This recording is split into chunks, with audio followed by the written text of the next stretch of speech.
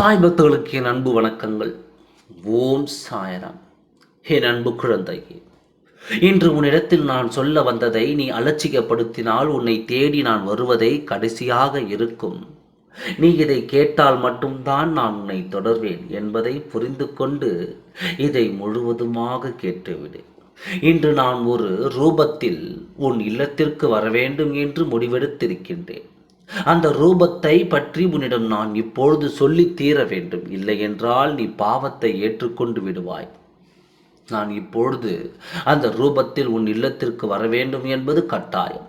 அந்த கட்டாயத்தை நான் நிறைவேற்றப் போகிறேன் குழந்தையே. அந்த கட்டாயத்தினால் உன் வாழ்க்கைக்கு வர இருக்கும் நல்லது தடையில்லாமல் வர வேண்டும் என்பதற்காகத்தான் நான் அந்த ரூபத்தை தேர்ந்தெடுத்திருக்கின்றேன். தப்பி தவறையும் அந்த ரூபத்தை நீ ஏதாவது செய்துவிட்டாலோ தொட்டுவிட்டாலோ உன் வாழ்க்கையில் பாவம் தீர்த்துவிடும் அளவுக்கு அதிகமான பாவங்களை சேர்த்து விடுவாய். அதற்காகத்தான் முன்னதாகவே வந்து உன்னிடத்தில் நான் சொல்லிக் கொண்டிருக்கின்றேன். காரணம் இல்லாமல் நான் சொல்லும் ரூபம் கண்ணில் படாது. மீறி உன் கண்ணில் பட்டு விட்டால் அதில் நீ நிறுத்தி விடாதே.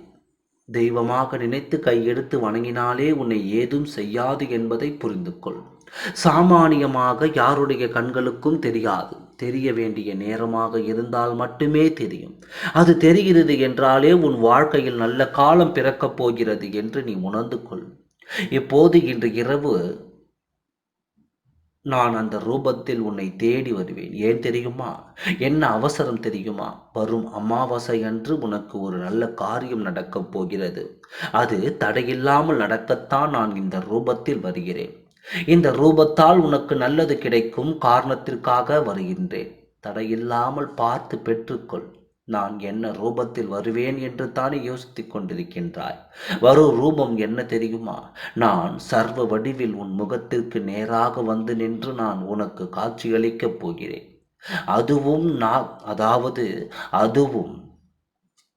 நாய் போன்ற ரூபத்தில் உன்னை வந்து பார்க்கப் போகின்றேன்.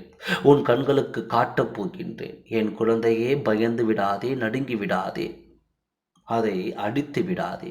ஏனென்றால் வருவது உன் சாயப்பா.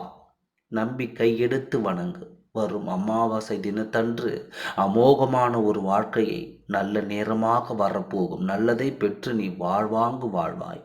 ஓம் சாய்ராம். நன்றி, வணக்கம்.